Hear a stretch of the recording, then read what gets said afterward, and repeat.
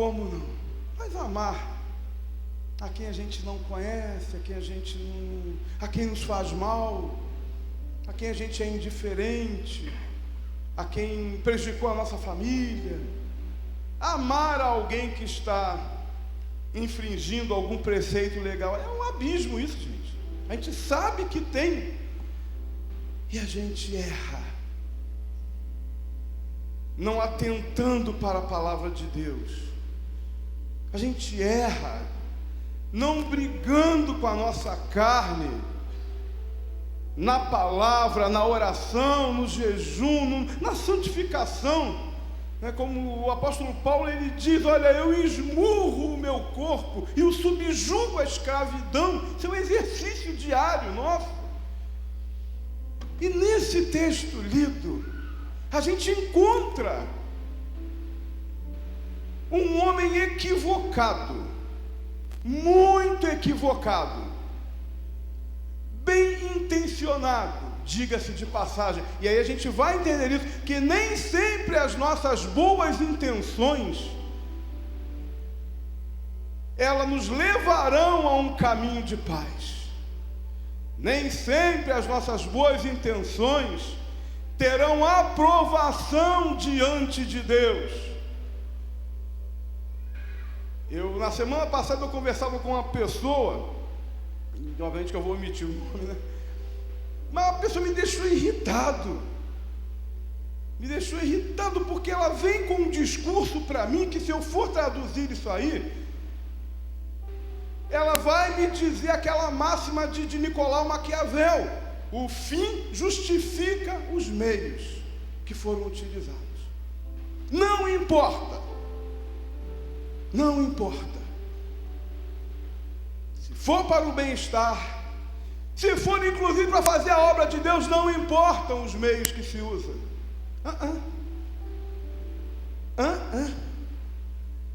As nossas atitudes e as nossas intenções e aquilo que vai em nosso coração precisa ter pleno amparo na palavra de Deus, porque senão é um caminho de morte. Há caminhos que ao homem parece bom, mas no final é caminho de morte. Então, querido, Nicodemos era um homem bem intencionado.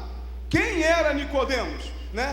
A Bíblia, a palavra de Deus vai nos descrever essa pessoa, e ela dá detalhes, e ela dá o nome de Nicodemos, e ela diz que ela fala da fé de Nicodemos, ela fala da posição social de Nicodemos. Nós vamos encontrar em alguns textos da Bíblia narrativas de milagres poderosos, milagres de cura, de ressurreição, que a Bíblia omite o nome.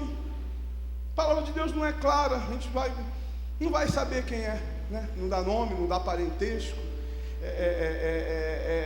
Nos deparamos aqui mesmo, pessoas ocultas, não há por que revelar. A palavra de Deus não quis revelar como quem eram os noivos da boda de Caná da Galileia, ou pelo menos o nome de família, Não tem, a gente não vai saber quem era aquele homem que foi com aquele paralítico que estava ali no poço de Betesda.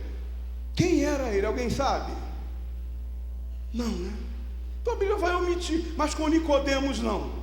Existem detalhes. Olha, e havia entre os fariseus, uma seita judaica muito arraigada na palavra, muito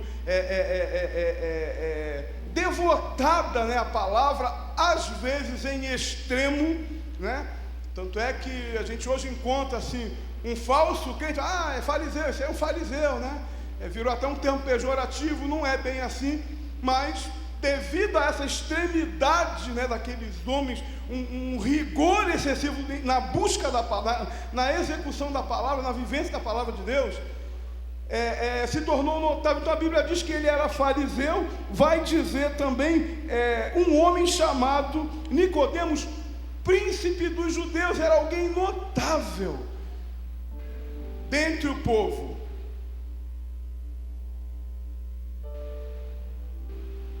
A Bíblia fala, traz nome, denomina, e no presente caso desse encontro com Jesus, A Bíblia vai falar de Nicodemos, da sua religião e da sua posição social. Quem eram os fariseus? Eram os líderes religiosos da nação.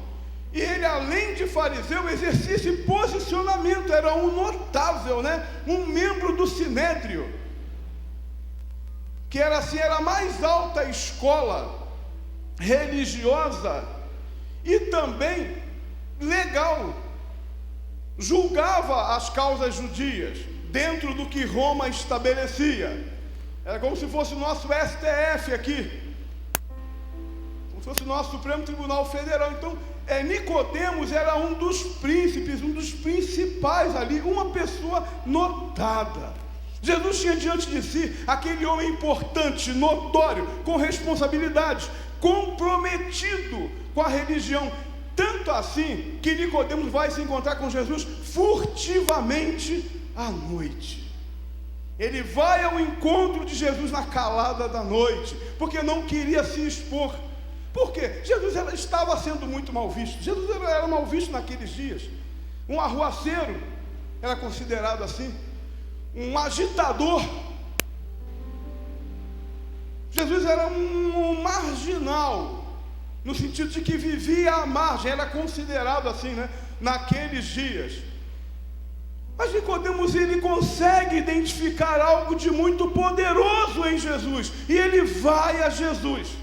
Ele rompe com aquilo que não deveria fazer, que era estabelecido pela sua religião, porque também haviam surgido ao longo da história muitos outros, inclusive que se diziam que eram Cristo. Mas Nicodemos sente algo na sua experiência, no seu conhecimento, e ele vai a Jesus. E Jesus tem diante de si aquele homem tão notável. A gente aprende aí que na nossa vida acontece assim muitas das vezes. Todo mundo aqui tem o seu grau de importância, e todo mundo aqui se dá a um grau de importância. Isso é nosso, é da natureza humana. Só que às vezes a gente extrapola. Só que às vezes a gente perde a medida desse autoconceito que temos de nós. A nossa estima aí é elevada, exponenciada, a não sei quantas potências. E a gente se acha o supra-sumo. E a gente já chega diante de Jesus com conceitos pré-estabelecidos. A gente já chega, olha, Senhor, eu sou assim. Ou a gente fala para o irmão, eu sou muito bom, não tem nada de mal em mim. Ou eu sou muito humilde, ou eu tenho um grande amor. Enfim, a gente vai se estabelecendo, se autonomeando, escrevendo um autorretrato, e ninguém faz de si mesmo um retrato feio, Todo mundo faz de si um melhor retrato. Aliás, quer ver se uma fotografia ficou boa, Olha para si mesmo. Você vai olhar, vai dizer se é boa ou mal quando você olha para si. Tem 10 pessoas na foto, você vai olhar para si, e se você ficou bom, num ângulo bom, essa foto ficou ótima. Não importa quem ficou ruim, você está bem. Então, a gente constrói essa imagem nossa. E Jesus tinha diante de si aquele homem.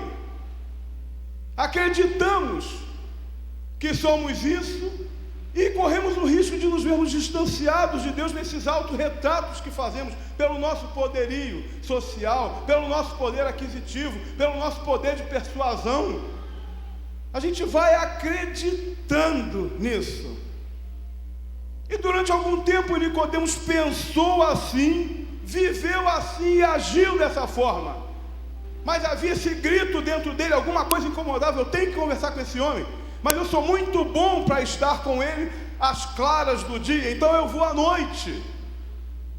E Nicodemos, ele chega com uma palavra de sentença, que aos nossos olhos parecem boas e plausíveis. Ele vai dizer assim, olha, eu sei que tu és, todos dizem que tu és o Filho de Deus, todos dizem que tu és mestre, todos dizem que tu és mestre. e mestre de Deus, e levantado por Deus, porque o que tu fazes torna isso muito evidente. Quando a gente volta aqui no capítulo 2 do livro de João, a gente vai ver no finalzinho, né? Na verdade, essa divisão ela não deveria ter aqui, porque ela é uma continuidade. Capítulo 2, 23, e estando ele em Jerusalém pela Páscoa, durante a festa, muitos, vendo os sinais que fazia, creram no seu nome, mas o mesmo Jesus não confiava neles, porque a todos conhecia. Então, as pessoas elogiavam a Jesus. Esse cara faz muita coisa, ele é muito bom. Valeu, guerreiro, obrigado.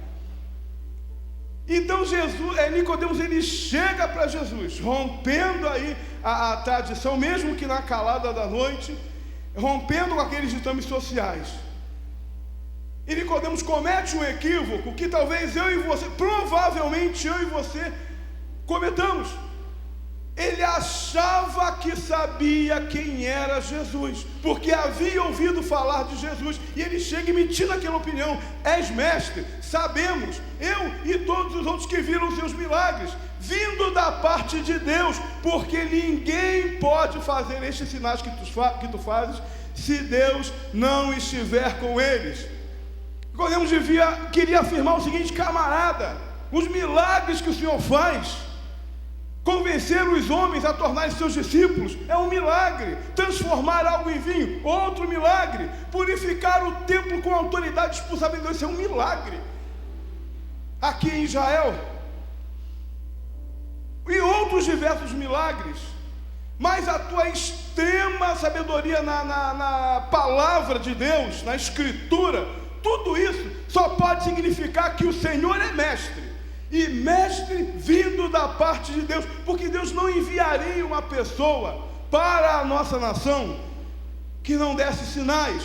Sendo Deus tão poderoso, não enviaria alguém que não arrasasse com tudo, com esse sistema que está havendo aí, nos livraria desse sistema maldito que é a opressão romana. Então Nicodemos pega Jesus, formata Jesus e sentencia.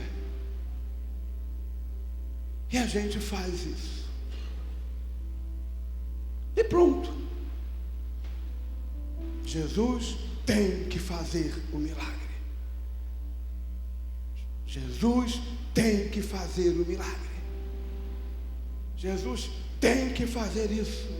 Jesus tem que fazer aquilo. E a nossa relação, sinceramente, às vezes eu tenho medo de ficar do lado de certos crentes, porque a pessoa diz que o cara vai ser fulminado. Ainda bem que graça e misericórdia acompanha a gente todos os dias, porque o cara ele vive uma vida de determinação. É uma falácia boba, idiota, inocente, que não vai levar a lugar nenhum.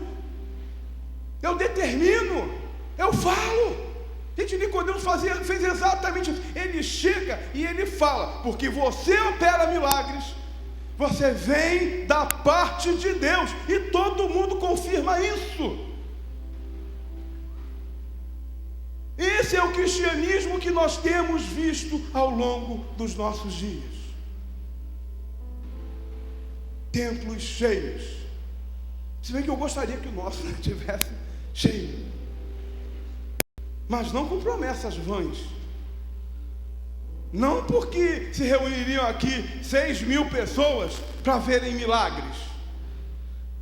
Não porque se renderiam a esse púlpito pessoas, porque de repente a pastora Leila seria dotada de um dom aí enchia. Não. Milagre é importante, necessário até, mas não é o milagre que define o nosso Deus. Não é o milagre que define o nosso Salvador. A obra de Jesus, a razão dele ter vindo, não foi apenas para operar milagres, porque Moisés também operou milagres em nome de Deus. Eliseu operou milagres em nome de Deus. A coisa era muito mais profunda. Está entendendo aonde Nicodemos, como Nicodemos era limitado e tão autoconfiante na sua posição? Está entendendo como nós, na maioria das vezes, criamos um formato para esse Deus e o encaixamos? E sabe o que acontece? Às vezes a gente vai morrendo. A Bíblia fala de um homem que era um líder religioso. Creio eu, me desculpem aqui os senhores, pelo menos eu não teria a menor possibilidade de um debate com o Nicodemos. Não creio que eu tenha 1% do conhecimento dele. Era um príncipe dos judeus, membro do Sinédrio, homem de posição, homem reconhecido. Mas Jesus viu diante de si um ser humano morto, um ser humano que precisava nascer de novo, um ser humano que de certa forma precisava pegar tudo que aprendeu ao longo de sua vida e jogar na lata do lixo. E essa é uma palavra dura. Se Jesus dissesse para mim: puxa vida, Senhor, eu nasci no Evangelho, participei de DEPIM, departamento infantil, berçário, acampamento de juventude, de adolescência, enfim, fui batizado aos 11 anos de idade, nas águas, no Espírito Santo também, aos 11 anos de idade, casei direitinho, fiz tudo tão direitinho, né? A minha vida é tão, né? Na minha loucura eu me acho o máximo, uma vida direita, né? Que as pessoas vão aplaudir, nunca fiz, e eu digo isso sinceramente, consciente da graça de Deus que eu sou. Mas eu poderia me achar o máximo. E Nicodemos também se achava. Mas Jesus Cristo tinha diante de si um homem morto. Ele entendia que Jesus era um profeta especial, mas não o Messias. Irmão, me desculpa, mas muitas das vezes nós vemos a essa igreja, chegamos aqui na PIB Trindade, esquece a Judéia de 2000 anos atrás. Vem então para cá. E a gente chega aqui chantageando, impondo condições. Eu não quero me desfazer da tua necessidade, não, eu também tenho as minhas. E eu dependo desse Deus. Como eu dependo? Ontem nós fomos visitar o irmão Carlos, esposo da Tânia. Meu Deus, o Carlos daqui a pouquinho vai estar internando. A gente tem orado por ele. A ameaça de um tumor aqui, por aqui, um câncer comprovado aqui na axila, risco de perder a visão também. Choramos. Como o Carlos depende de Deus. Como ele depende de Deus. E ontem nós clamávamos: Deus, cura o Carlos. Ah, Senhor, se o Senhor quisesse. Eu orei assim: Deus, queira querer curar o Carlos, Deus. Sinta alegria em curar o Carlos, tão jovem ainda,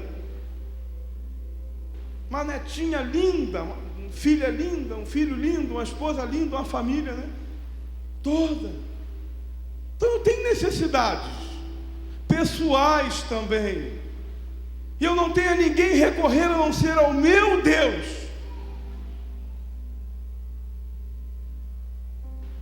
Mas eu preciso reconhecer que Ele é Senhor, que há um tempo, que há um querer, que Paulo também tinha uma enfermidade que o afligia, e ele queria, ele pediu ao Senhor 3 vezes, e ele ouviu de Deus: Paulo, eu não vou te curar não, a minha graça te basta. E Paulo viveu naquela paz até o seu último dia de vida, segundo a história e a palavra de Deus nos diz. Aquietou o coração. porque era importante que Paulo tivesse aquilo que ele denomina espinho na carne. Às vezes vai ser importante você ter isso, aquilo outro, para o teu próprio bem, para que você tenha o fim que desejais. Mas a posição de Nicodemos era antagônica, era diferenciada, porque ele vai com esse Deus pré-formado. Nós também nos achamos especialistas em Deus, queremos dar receitas de Deus. Quando a gente pega um novo convertido, então é ótimo, o cara não vai contestar com você, ele não leu ainda teologia, ele conhece pouco da Bíblia, o que você fala é mamão com açúcar. Deus nos livre de, vive em joelho ali, queridos. Deus sabe que existe no nosso coração, no coração dessa igreja, da liderança, uma repreensão a esse desejo de manipular, mas a gente é tendente a isso, a toda hora está formatando Deus. Irmão, você faz assim, ora assim, jejua assim, vai no monte tal, pede tal, que vai dar certo. Então a gente também se acha especialista em Jesus, nos achamos no direito de conceituar Jesus, de analisar Jesus, de psicologizar Jesus, de que traçar esse perfil de Jesus Cristo para o nosso próprio bem, para a nossa própria paz.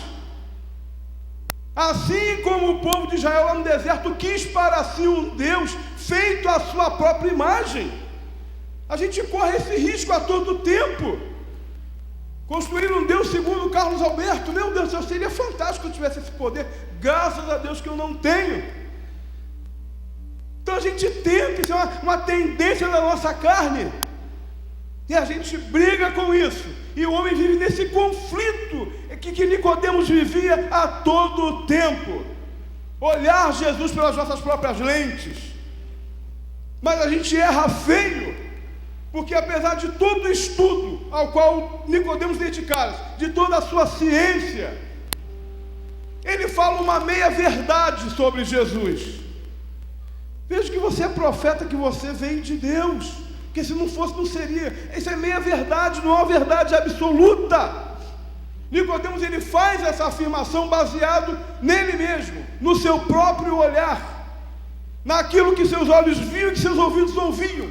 Um homem com tamanhos conhecimentos da Escritura, como Jesus, e tão milagreiro, operando tantos milagres, só podia ser da parte de Deus. E Nicodemos estava pronto a aceitar que Jesus era um mestre enviado por Deus, porque ouvira de seus milagres. O Evangelho de João narra isso no capítulo 2, e os milagres de Jesus apontavam que Jesus era um profeta mais poderoso do que João, porque João não fez milagre nenhum, mas Jesus havia feito milagres em tão pouco tempo. Mas Nicodemos não esclarece que reconhecia em Jesus o Messias, e a gente se equivoca nisso aí. Ele fala uma meia-verdade, mas ele não reconhece que Jesus era o Messias prometido na Escritura, e que viria e que libertaria o homem do jugo do pecado, da herança do pecado maldito, herdado em Adão. Essa era a grande obra de Deus em Jesus. Essa era a charada. Esse homem morrerá na cruz, e o sangue dele será derramado, e com a remissão do sangue dele haverá perdão de pecados, e seremos redimidos em Jesus. Mas Nicodemos, com toda a sua ciência, não pôde reconhecer isso. Eu não sei se isso é familiar para você, porque a gente quer Jesus para tudo, ou quase tudo, mas o Jesus da vida eterna, o Jesus que nos livra da condenação eterna, esse é ruim. A gente quer um Jesus até para... Sinceramente, tem crente que, se pudesse, ficava aqui com Jesus, ficava aqui, desfrutando das praias, do muito dinheiro, da posição social, fazia daqui a própria Nova Jerusalém, sem transformação, porque rejeita ao Messias, porque rejeita o Cordeiro de Deus, porque rejeita a esse sacrifício. A intenção de Nicodemos era essa. O risco que nós temos de estar equivocados é grande quanto a Jesus e a sua proposta de restauração absoluta. É grande. Jesus vem mudar o nosso interior. Você não ama não, irmão? Ama não? A obra de Jesus na cruz, ela estabelece o amor em você, pelo Espírito Santo que habita em ti. Você não consegue ter paz, não? Paz. Você não é uma pessoa pacífica. Ministrar dessa paz. Às vezes um conflito de família, você é o primeiro a chegar e incendiar a fogueira. Você é o temido, é o terror, é o cão. Toca o maior terror, né? Na família. É o que fala a verdade, é o que não assina para o inventário porque de 10 mil a mais. É o que não aceita a nora porque o filho desmanchou o antigo noivado. Enfim. A obra de Jesus na tua vida passa por isso, para te trazer paz, para você ministrar paz. Se possível, tente paz com todos. Não tem em você contentamento, alegria. Hoje, talvez pessoas aqui cheguem às suas casas na hora do almoço, e aí eu vou falar porque a pastora Leila já falou aqui, e tem arroz e tomate para comer, com ações de graças, né? Né, Deise? Com ações de graça. Não, isso no passado. Com ações de graças. Isso é alegria no Senhor, irmão. Isso é alegria no Senhor. Espero que não seja assim o seu almoço, mas se for, é só hoje. Quem sabe semana que vem não será diferente. Renda graças. A obra de Jesus na cruz passa por isso na nossa vida, querido. Para nos alegrar, a gerar em nós esse fruto. Mas a gente quer o que quer, a gente não quer essa obra. A obra de Jesus na cruz me faz vislumbrar um futuro, uma eternidade, e me faz ansiar por ela. Eu achava que a Beth não está aqui, eu posso falar dela. Eu achava que a Beth era doida. Achava. Minha mulher desde muito cedo ela fala na glória, ela fala na eternidade, ela fala em ruas de ouro, ela fala isso. E ela fala: Beto, a nossa vida não é aqui. Eu não entendia. Minha mulher falou: como é que uma pessoa tão jovem pode ser assim, gente? Olha, minha mulher, ela anseia pela glória de Deus. Eu tinha medo dela morrer cedo. Eu acho que eu vou ficar viúva. Essa mulher é normal, gente. Uma moça de 30 anos falando isso. E eu pude entender da Beth. Sonhar com a glória de Deus.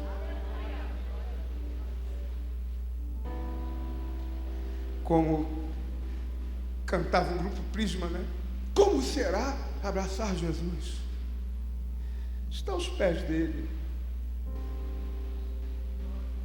Nós entendemos que a tribulação desses dias não se compara com a glória que para nós está revelada. A gente poder pular por isso, esperar, sonhar, ter o coração aquecido, meu irmão. Porque um dia Jesus vem nos buscar.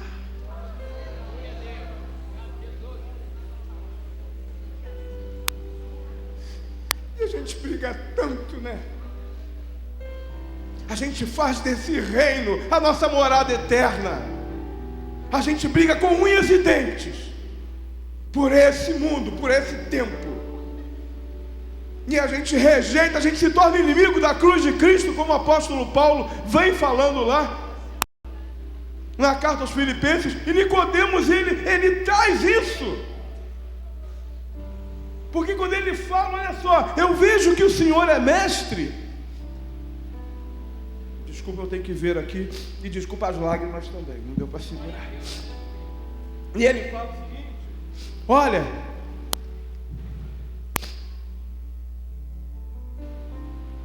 sabemos que o Senhor é mestre vindo de Deus, porque ninguém pode fazer esses sinais que tu fazes, se Deus não for com ele. Nicodemos fazia uma proposta indecente a Jesus. Sabe qual era o grande anseio de Nicodemos e de todos os judeus que viviam naquela época? Chegou o homem que vai nos tirar do jugo romano. Israel vivia oprimido e sonhava com esse Messias bélico. Poxa, se esse cara faz milagre de transformar água em vinho, se esse camarada faz milagre de curar um homem lá no poço de Betesda e tantos outros milagres, e todo mundo faz isso, ele vai esmagar os soldados romanos, como o próprio Jesus mesmo diz: eu poderia pedir mais de 12 legiões de anjos e arrasar com aquele jugo romano. Então Nicodemos está fazendo uma proposta indecente. Olha só, cara, levanta, arregimenta, você vai ter mais discípulos. Nós, do Sinédrio, do STF, os poderosos dessa nação, nós te daremos suporte bélico, e a gente expulsa essa cambada aqui com os teus milagres. Esse jugo que já dura 300 anos pelo menos, e a gente restabelece a paz a Israel, a gente restaura o trono a Davi, e você será coroado, que você é o descendente, é o príncipe herdeiro. A proposta de Nicodemos era essa. Aí Jesus rebate a Nicodemos. Jesus fala: olha só, eu não vou ser o bucha não, filho. Para isso não. Tentar me manipular não. Eu não vim para isto. Eu não vim. Nicodemos, acorda. Eu não vim para isto, mas eu vim para salvar. Jesus, ele vem na contramão aí de Nicodemos, e ele vai falar: na verdade eu te digo que aquele que não nascer de novo não pode ver o reino de Deus. Eu não quero esse reino aqui, não é, meu papel não é esse, libertar a Judéia do jugo romano. Isso é fantástico para uma igreja que ama o Senhor. Isso é fantástico para a gente que acorda de manhã e vem, para a gente que amanhã vai viver o reino. Tem a luta de cada dia. Isso é fantástico para nós que temos terça, quarta, quinta, sexta, sábado, domingo que vem. Para a gente que tem mais 10 anos pela frente, mais 20, mais 30. Porque a gente enlouquece com os padrões desse mundo. E o Senhor nos chama ao seu reino. E o Senhor nos chama a nos engajarmos como aos seus discípulos na nova proposta de vida, no novo reino que será estabelecido, um reino cuja característica será a paz, porque Jesus é chamado de príncipe da paz, o primeiro da paz, o que não puxa arma, o que não desembanha espada, porque a libertação não é de um Estado institucionalizado, mas a libertação é de um jugo de pecado que oprime e que não nos convence que somos pecadores. É de um jugo que faz a gente levantar o nariz e achar que é o máximo, de um jugo que faz a gente odiar, de um jugo que faz com que marido e mulher briguem o tempo todo, de um jugo que faz com que um casal que se aliança, como o casal de ontem lá na praia, e de milhares de outros casais que se aliançaram ontem e hoje, daqui a pouquinho esteja brigando, de um jugo onde um filho odeia um pai, porque o pecado campeia, impera, domina, porque estamos subjugados, muitas das vezes, ao príncipe deste mundo. Jesus, ele faz essa proposta, e eu preciso terminar, mas ele vai dizer o seguinte: só pode entrar nesse reino aquele que nascer de novo, aquele que nasce. E aí Nicodemos, aí Jesus desbaratina Nicodemos, ele que estava tão seguro de si, fazendo altas afirmações sobre Jesus. Ele: como é possível nascer de novo? De que forma isso se dá? Aí Jesus vai dizer: olha, é da água e do Espírito. É profundo. Jesus faz uma referência ao batismo de João, vai aí duas referências ao batismo de João, que havia antecedido a Jesus. Vocês conhecem isso? E João, ele falava: olha, arrependei-vos, porque é chegado o reino dos céus. Batismo era uma coisa comum ao longo da história. Havia batismo na Síria, na Grécia, em Roma. Roma e Grécia tinham um batismo onde imolavam um boi, pegavam o ofertante, botavam numa cisterna e jogavam o sangue daquele boi no convertido. Havia. Mas João, ele chega com um batismo de arrependimento, em águas, simbólico. Mas para quem se habilitava, estava dizendo: olha só, estou cansado, estou pendurando as chuteiras, e eu adiro a esse reino que é estabelecido. Jesus faz referência a esse batismo de João e do Espírito, que seria derramado sobre toda a carne, a partir do sacrifício de Jesus. Espírito esse que nós temos, que vai gerar em nós amor, que vai gerar em nós a paz, que vai gerar em nós a alegria, a longanimidade, vai dar fruto. Esse é o reino que é estabelecido em nós, para vivermos nesse mundo. Isso é viver no reino de Deus, é mergulhar na profundidade desse Deus. Isso é ter o Senhor como Senhor e Rei de nossas vidas. Alegria, paz, benignidade, é olhar esse mundo com a ótica de Deus, com a lente de Deus, porque o Espírito se move em nós. O novo nascimento é esse. E aí é a questão de cada um se autoexaminar. Vai lá em Gálatas 5, lê aquele elencar do fruto do Espírito. Você tem aquilo ali mesmo, irmão? Fidelidade, mansidão, domínio próprio, benignidade, bondade.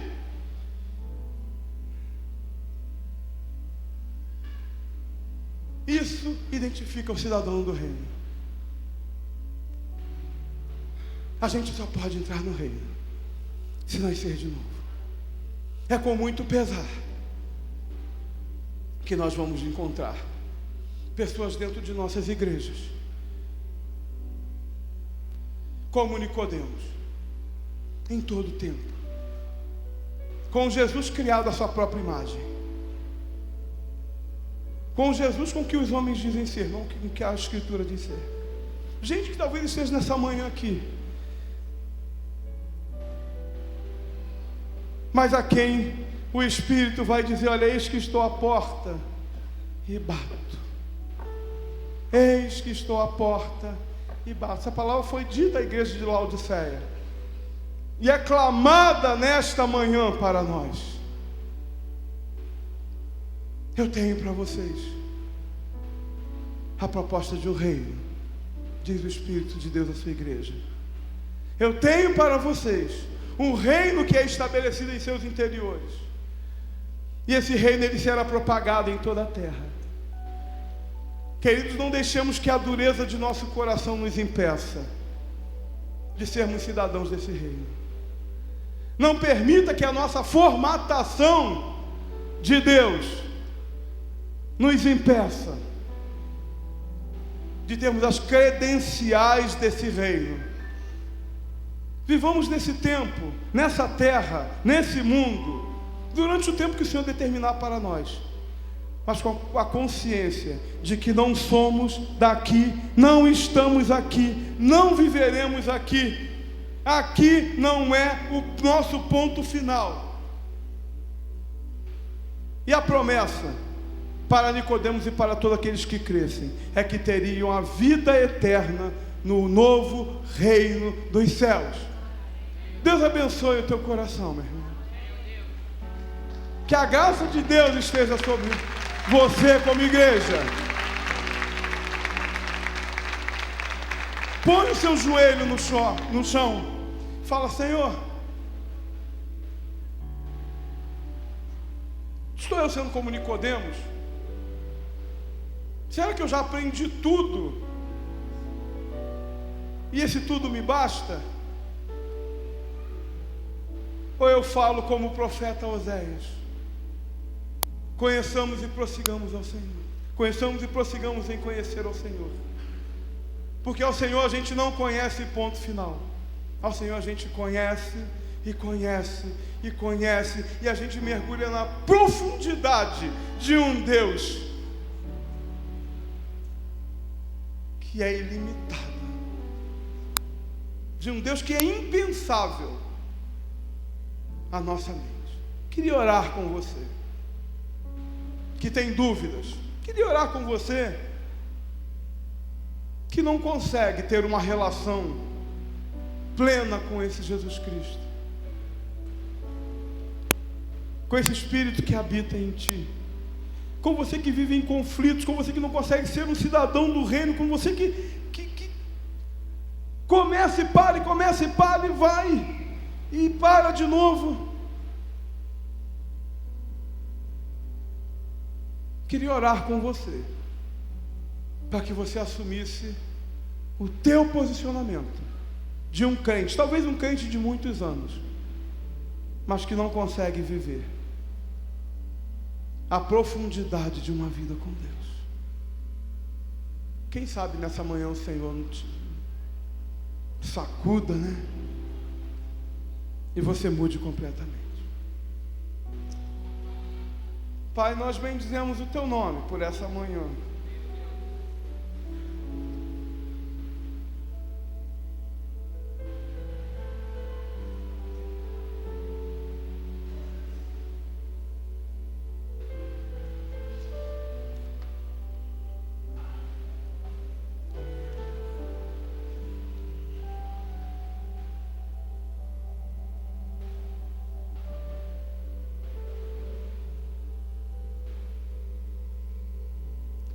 Sabe, Senhor, nós precisamos nascer todos os dias, de novo, no Senhor. Porque os dias são tão maus, Senhor, e os fardos que nós carregamos, eles pesam em nossos ombros, Pai. Nós não queremos ter encontros furtivos com o Senhor.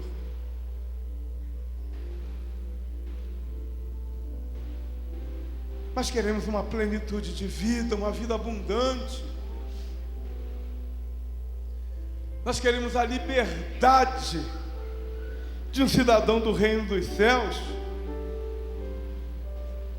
que ele é tão profundamente marcado por essa cidadania, que ele fala dessa cidadania, ele fala desse reino, e ele almeja esse reino, e ele luta por esse reino, e ele morre por esse reino, se necessário for, Senhor. Nós estamos cansados, Deus, das nossas próprias solicitudes. Nós estamos cansados, Senhor, das torres de Babilônia que construímos e que precisamos derrubar a todo tempo. O Senhor vem e derruba. Pai, leva-nos à tranquilidade de um reino que é estabelecido pelo Senhor em nós. Faça-nos produzir os valores desse reino através do Teu Espírito Santo. Faz-nos amar na qualidade do amor de Cristo Jesus. Deus, enche o nosso coração de alegria que vem do céu, uma alegria incondicional, uma alegria que não depende de circunstância, porque ela é buscada em Jesus. Faça-nos ser ministros de paz e de reconciliação de um reino que vem do Senhor. Dá-nos a benignidade, dá-nos a mansidão, dá-nos o domínio de nossas emoções, ó Deus. E nós sabemos que tudo isso não vem de nós, mas vem do Teu Espírito. E que ao olharmos para o Senhor, sejamos reconhecidos pelo Senhor. Ali vai um cidadão do meu reino. E ao sermos vistos por esse mundo, olhem para nós e nos digam: ali vai um cidadão do reino. Que acima de tudo, que esse reino, ele não fique contido em nós, mas que nós possamos falar dele em todo o tempo, como igreja que tem uma missão do Senhor. Em nome de Jesus, Pai. Amém, Senhor, e amém. Amém. Pastora?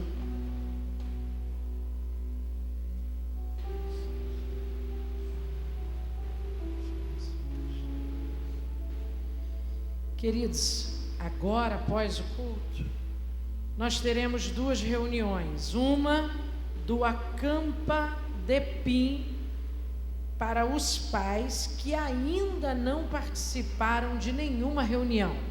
Então, se você está aqui hoje, seu filho vai para o Acampa Depim e você ainda não participou de nenhuma reunião, vai ter agora uma reunião ali, ó, ao lado do berçário. E também vai haver uma reunião com os responsáveis, com os responsáveis dos adolescentes que vão ao encontro de adolescente, é isso? Vai haver uma reunião com os responsáveis dos adolescentes que vão ao encontro de adolescentes. Essa reunião vai ser agora, após o culto, ali, ó, ao lado da cabine do som, ali, ao lado da cabine do som, na galeria, tá bom? Faltam só 15 dias para o encontro de adolescentes. Haverá culto de mulheres, querido, terça-feira, dia 29, às 14h30. Então, vocês têm um compromisso na próxima terça-feira, que é o culto de mulheres. Vamos ficar em pé. Partiu para o Senhor agora, ontem, a mãe do diácono Ailton. Foi sepultada agora às 10h30. Nós fomos representados lá pelo diácono Eduardo e também pelo diácono Josué. Não sei se mais algum diácono. Eu até gostaria muito de ter ido, mas você não estava aqui. Eu fiquei com medo de você não chegar. Mas fomos representados lá. Nossa oração é que o Senhor esteja consolando e confortando a família enlutada. Nós vamos orar pela Fernanda de Jesus França. Está internada com câncer e o seu estado está bastante complicado. A gente vai orar pela Fernanda e nós temos orado pelo Carlos, pela irmã Guiomar e pelo Gabriel, que o Gabriel ontem já começou a respirar por ele mesmo, o tubo foi retirado, o dreno também. Vamos continuar orando. Há um relógio de oração, querido, pela vida do Gabriel. A gente ora às 6 da manhã, ao meio-dia, às 6 da tarde, à meia-noite e às 3 da manhã. Você não precisa orar em todos esses horários, basta você escolher um, tá bom? E se você puder se unir a essa família, nessa corrente de fé, vai ser muito bom, tá bom? Estenda suas mãos para cá e nós vamos estar orando por essas pessoas e mais pela Fernanda. Senhor, nós queremos louvar e engrandecer o Teu nome. Primeiro porque o Senhor nos amou primeiro.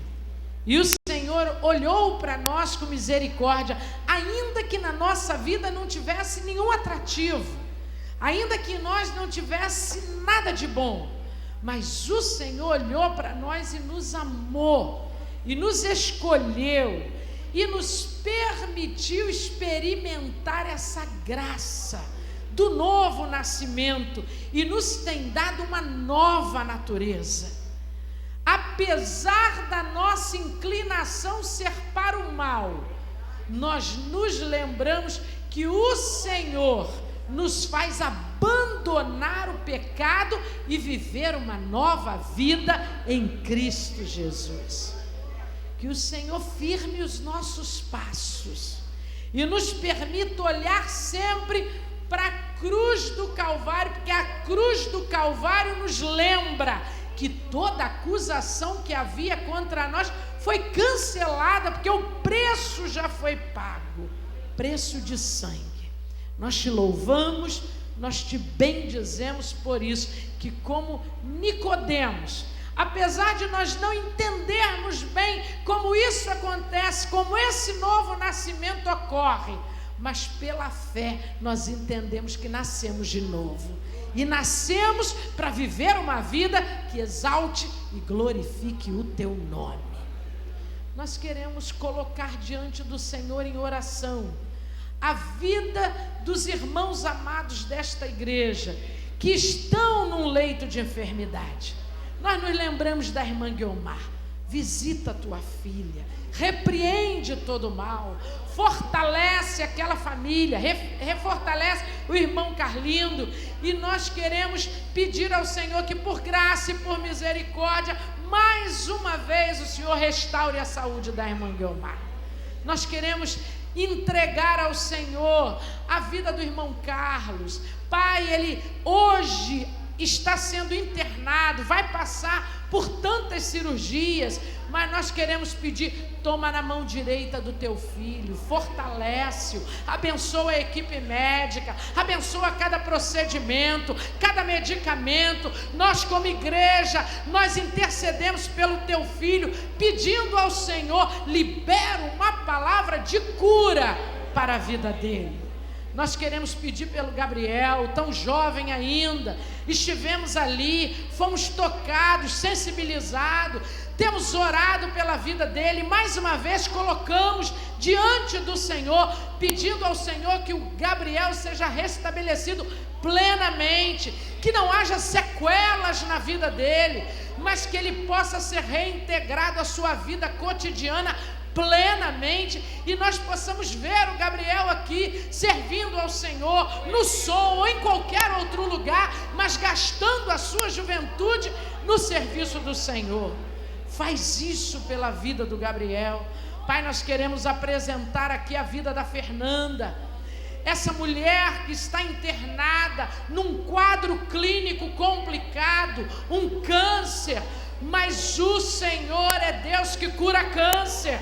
O Senhor é o Deus que tem a palavra final na nossa vida. E eu quero invocar o teu nome em favor dessa mulher. Eu não a conheço, eu não sei se ela te conhece, se ela passou por essa experiência do novo nascimento, mas se não passou, revela-te a ela, ó Deus, porque pior do que um câncer é passar uma eternidade longe do Senhor. E nós pedimos, tem misericórdia da vida da Fernanda, cuida do corpo e cuida da alma. Nós nos alegramos em ver a irmã Ana Virgínia nessa manhã aqui. A tua filha sofreu uma queda, passou dificuldade, ainda está enfrentando luto, mas nós louvamos ao Senhor porque ela está aqui nessa manhã. E pedimos ao Senhor que o Senhor a restabeleça por completo. Nós te louvamos pela vida de cada irmão que está aqui nessa manhã. Cremos que a tua palavra terá efeito terapêutico nas nossas vidas. E nós buscamos isso, nos consertarmos diante do Senhor. Leva-nos de volta aos nossos lares. Que tenhamos um domingo abençoadíssimo por estar na tua presença. Alguns com fartura, talvez outros com escassez, talvez outros passando momentos de luta, de choro, de lamento, mas que sejamos todos momentos passados na presença do Senhor. E o Senhor há de nos fortalecer, e nós poderemos dizer como o apóstolo Paulo: posso todas as coisas naquele que me fortalece, sem blasfemar, sem murmurar e sem negar o nome do Senhor. Que possamos retornar a esse lugar logo mais à noite, para nos alegrarmos um pouco mais, para te prestarmos um culto de louvor e de adoração. Nós oramos no nome de Jesus. Amém e amém. Que a graça do nosso Senhor e Salvador Jesus Cristo, o amor de Deus, nosso eterno Pai Celestial, e as doces consolações do Espírito Santo sejam com todos aqueles que aguardam a vinda do Senhor Jesus. E o povo de Deus diz amém. Aplauda o Senhor bem forte, querido. Olha para essa pessoa que está do seu lado e diz assim: ó, você já nasceu de novo. E até logo mais à noite, se Deus quiser. Lembra de trazer um visitante, querido, para ouvir a palavra do Senhor. Você que esteve conectado conosco pela internet, obrigada pela sua atenção. Um domingo abençoado para você. E até logo mais às 19 horas, se Deus quiser.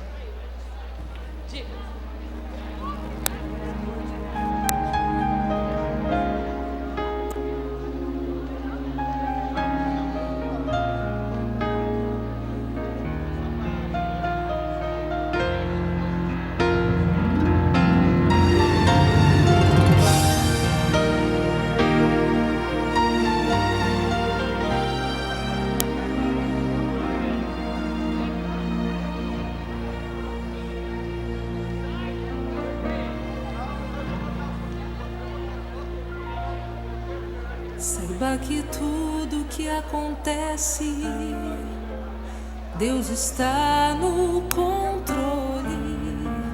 Se a terra eu